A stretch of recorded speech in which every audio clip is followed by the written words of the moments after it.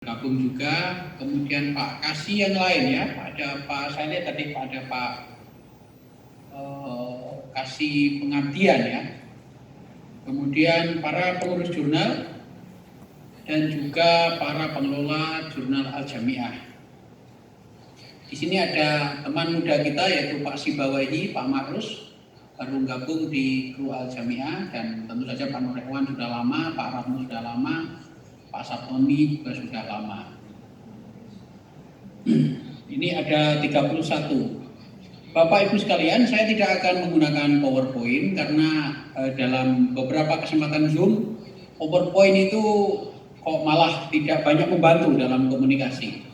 Begini Bapak Ibu sekalian, saat ini kita, Jurnal Indonesia itu punya dua hal ya, satu kabar gembira, yang dua berupa tantangan ya. Yang pertama yang kabar gembira, kita sudah mempunyai Scopus ada kurang lebih 80 jurnal. Jumlah itu sudah melebihi dari jumlah Scopus Singapura. Dan sudah sama dengan Scopus yang ada di Malaysia. Dan juga di Filipina, dan lebih tinggi daripada jumlah yang ada di Thailand. Jadi 5 tahun yang lalu atau 10 tahun yang lalu tepatnya, tahun 2010, kita semua berbicara tentang Scopus, belum satu pun. Kemudian tahun 2014 Al-Jamiah masuk, setelah itu tidak bisa dibendung. Ya, begitu ada satu Scopus, yang lain tidak ada dibendung, dan bahkan secara kuartil ya, itu menyalip Al-Jamiah. Al-Jamiah masih Q2, sedangkan 4 lainnya di PTKI Q1. Dan bahkan alhamdulillah Jurnal Arsitektur Malang mulai tahun 2011 mengajukan Scopus, 9 tahun kemudian terindeks Scopus. Itu perjuangan yang tidak ringan. Dan beberapa jurnal kita yang sudah berjuang, Ulumuna Mataram belum, mungkin dapat penalti 2 semester mungkin, Jurnal Pontianak juga belum. Baru saja JPI, Jurnal Pendidikan Islam, Unsunan Kalijaga sepertinya juga belum. Ya, itu kabar gembiranya. Kabar yang kedua yaitu tantangan. Apa tantangan kita? Tantangan kita, apakah kita akan bertahan pada administrasi dan formalitas, atau kita akan mengejar kualitas.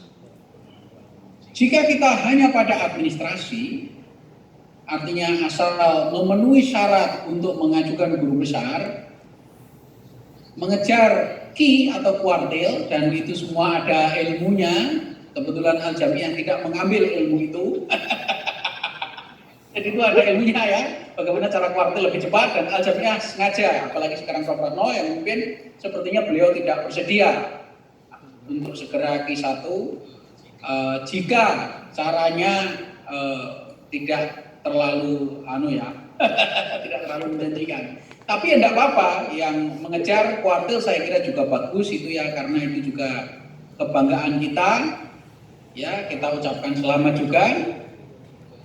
Semuanya punya cara masing-masing ya, bisa dipertahankan ya. Tetapi yang menjadi tantangan sekali lagi, apakah kita mempertahankan administrasi atau menggarap kedua dari sisi kualitas?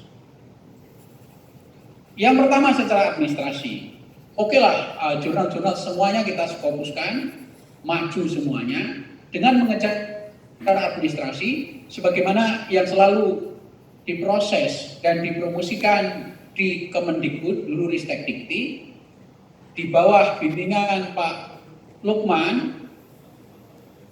Pak Lukman sekarang pindah ke Semarang ya, ke LIPI Semarang, di bawah bimbingan Pak Istadi dan kawan-kawan, semua pengurus di bawah Kemendikbud dan Kemenak. Atau kita mengejar kualitas sebagaimana yang kita ambilkan bersama ya. Bapak Ibu sekalian, tidak rahasia lagi, walaupun jurnal itu sudah Scopus, Jika yang membaca itu bule, maka bisa dikatakan seberapa persen tulisan kita dalam bahasa Inggris walaupun terindex Scopus itu yang benar-benar bisa dipahami dengan baik. Saya tidak berbicara tentang kualitas riset ya, belum itu, tetapi sederhana saja. Apakah artikel kita yang terbit itu bisa dipahami dengan mudah? Ya. Apakah itu runtut ya? Apakah itu yang akan disampaikan itu sampai ke pembaca atau bagaimana? Ini menjadi persoalan besar karena hampir semua pengamat jurnal, termasuk juga di Indonesia dan terutama Prof. Nur Haidi berkali-kali mengingatkan kita bahwa beberapa jurnal kita kalimatnya hampir tidak bisa dipahami.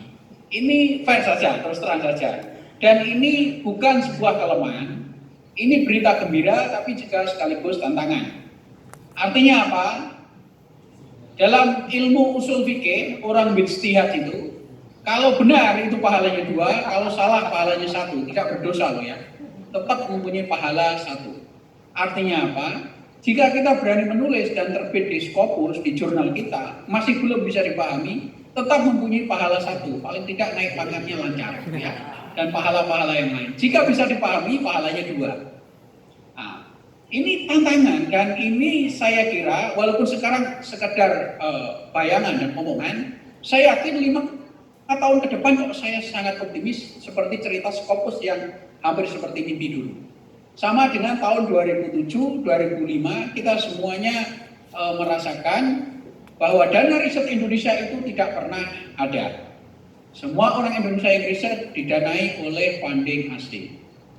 Mulai dari Australia, Amerika, Jerman, Uni Eropa, dan lain-lain. Tapi kenyataannya, funding kita saat ini jauh lebih banyak dari funding asing. Bahkan para mahasiswa kita yang pergi ke Australia, pergi ke Amerika, pergi ke Jerman, lebih memilih beasiswa LPDP, beasiswa Kemendikbud, beasiswa Kemenak, daripada beasiswa DAAD, Fulbright, AusAid, Endeavor, dan sebutlah yang lain-lain. Kenapa? Karena beasiswa kita jauh lebih mengangkat harga diri kita, karena tidak merasa dibiayai oleh orang asing. Dan ketika kita ditanya terang-terangan, saya dibiayai pemerintah Indonesia. Yang kedua, beasiswa kita secara hitungan kuantitas lebih banyak, ya. Apalagi LPDP jauh lebih banyak dan lebih fleksibel daripada beasiswa pemerintah asing. Nah, saya kira kalau kita kembali ke jurnal, walaupun saat ini ada beberapa area yang harus diperbaiki, secara administrasi kita lolos, tetapi ternyata kualitas tulisan kita masih butuh banyak perhatian. Saya yakin 5 tahun ke depan atau paling tidak 7 atau 10 tahun kita akan bisa memperbaiki ini. Jadi menurut saya jangan mundur ya. Jurnal-jurnal yang sudah Scopus tetapi ada beberapa artikel yang perlu diperbaiki, maju terus. Enggak usah mundur. Dan jangan dengarkan kritik yang membuat mental kita lemah ya. Jadi kata orang kuno dulu 2000 tahun yang lalu itu, you are what you think. Anda adalah apa yang Anda pikirkan. Jika kita pikirkan kita mampu, ya kita mampu. Jika kita berpikir bahwa kita tidak mampu, ya tidak mampu. Jadi pikirkanlah bahwa kita itu mampu. Pikirkanlah bahwa kita itu baik-baik saja. Pikirkanlah bahwa semua jurnal kita itu berjalan lancar. Jangan berpikir sebaliknya dan jangan dengarkan naysayer, jangan dengarkan orang yang berkata tidak. Ya, saya optimis ya. Sama juga dengan cerita Morarev. Pak Mahrus ini ketika beliau menjadi danyang atau menjadi penjaga jin penjaga Morarev itu sudah berjalan kira-kira 5 tahun ketika beliau masuk di Kementerian Agama. Tetapi saya kira masih menangkap betapa Morarev itu tidak mudah mendirikannya dan tidak mudah menjaganya. Pak Said Binturi kebetulan ada di sini dan Pak Sabtoni ada di sini. Saya masih ingat Betul itu, ketika mendirikan Morarek. Pada tahun 2011-2012, ada Bu Subandria atau Bu Andre namanya, dan di situ Kasubditnya Pak Z namanya. Beliau seperti menantang kita, apakah Jogja mau mendirikan Morarek gitu? Apakah Jogja mau mendirikan indeks? Bukan Pak Z, Pak Kasubdit, bukan Pak Z. Iya. Heroni. Siapa ya? Sebelum Ya, Pak Z ya? sebelum Pak Mamat. Pak Heroni. Sebelum Pak Mamat ya? Siapa ya? Lupa saya. Saking lamanya. Iya, Pak Hoironi. Bagus ya Pak Hoironi, sekarang di Kendari ya. Pak Hoironi. Bu Subandria sama Pak Hoironi mengatakan kita perlu indeks gitu. Dan Jogja menangkap itu. Waktu itu diskusi dan kitalah Jogja lah yang menamai itu Morarek. Presentasi pertama Pak Saifuddin Juri offline presentasinya, jadi hanya sekedar feature kayak fotokopi itu PowerPoint itu di Malang. Dan waktu itu banyak yang tidak percaya Morarek akan berdiri. Pertama kali online dengan kapasitas seadanya, kita rayu beberapa jurnal tidak ada yang mau. Kita paksa websitenya kita masukkan. Dan Pak Saifuddin Juri lah yang mau masukkan. Ya 5 jurnal, 10 jurnal, 20 jurnal, semi dipaksa dan sambil diancam. Yang mengancam kemenang dan yang kita yang mempromosikan. Awas kalau nggak masuk Morarek, dananya nggak cair. Ada bantuan gitu. Bu Andre waktu itu dikritik keras oleh Pak Lukman ya. Bu Andre itu kayak sinterklas katanya. Apa itu sinterklas? Sinterklas itu membagi hadiah. Dan dia terserah dia maunya apa, nggak ada aturan gitu ya.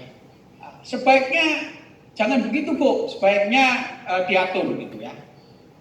Dan ternyata Bu Andre dengan caranya sendiri, nggak tahu saya mengatur atau enggak, yang jelas diancam. Awas kalau jurnalmu nggak masuk Morarek, bantuannya nggak cair. Akhirnya masuk Morarek. Dan sekarang Morarek sudah 2000 berapa Pak Saptoni? 2300 kalau nggak salah bergabung di situ. Dan sebagai indeks jurnal, Morarek ini sudah banyak sekali manfaatnya. Pak Saptoni sudah keliling seluruh Indonesia.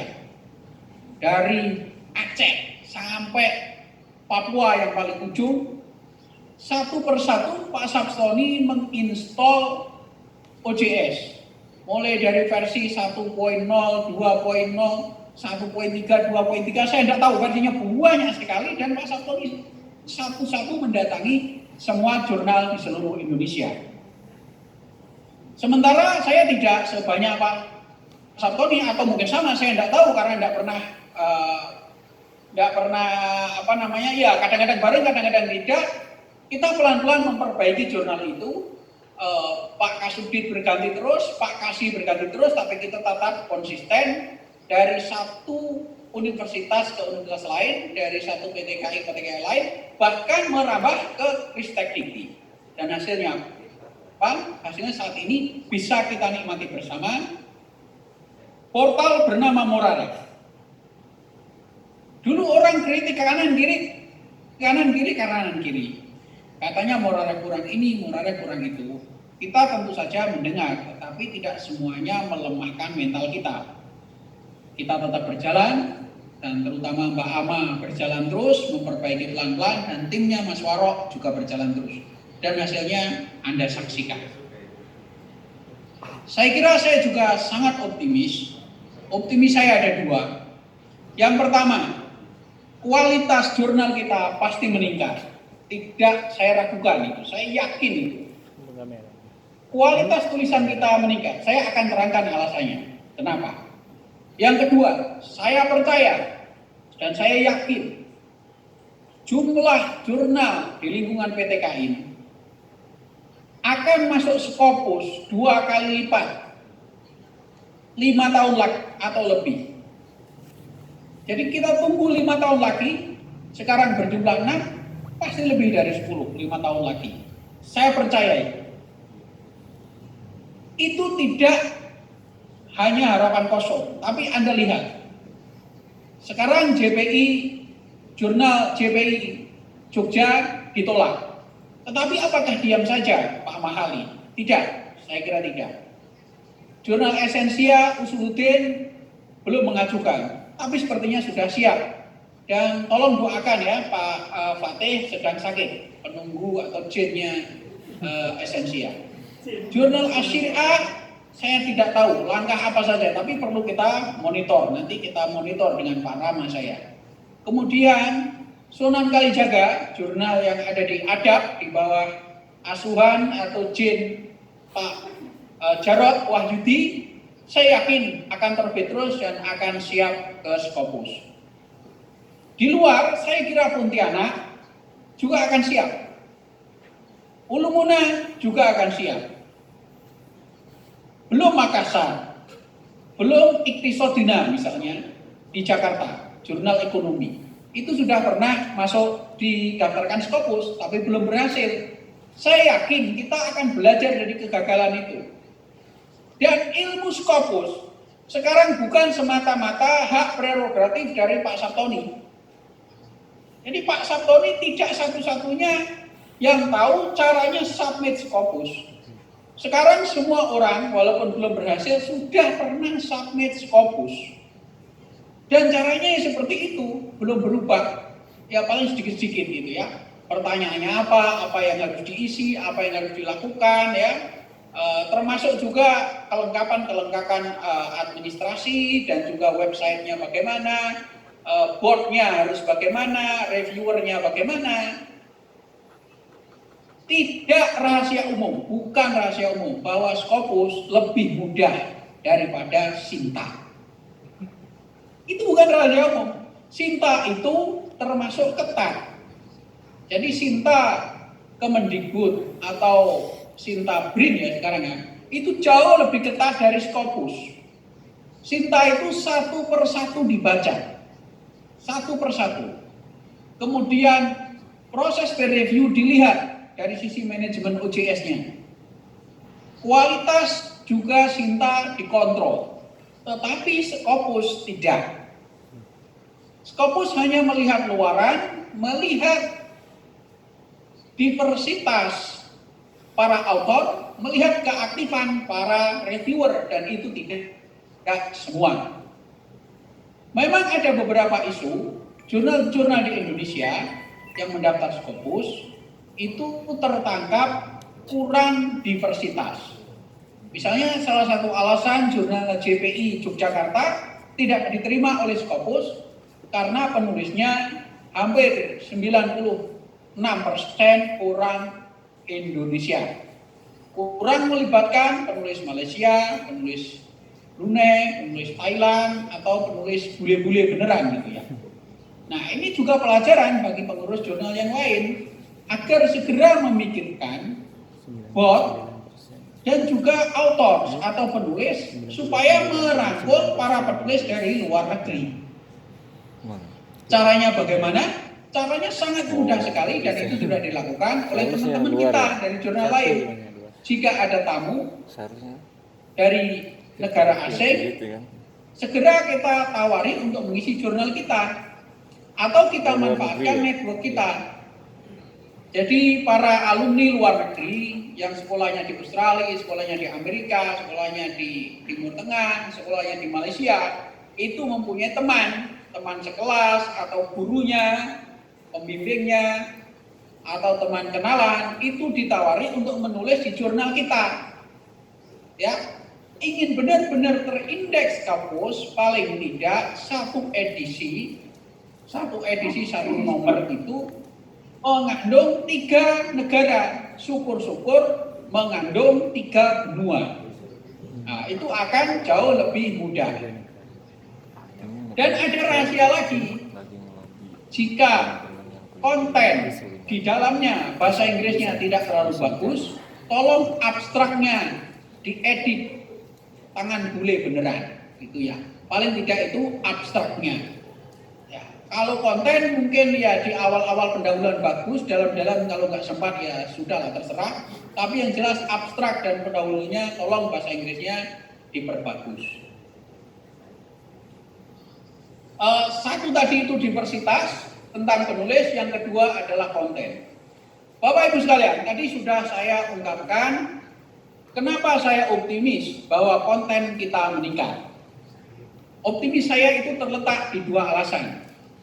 Alasan yang pertama adalah uang.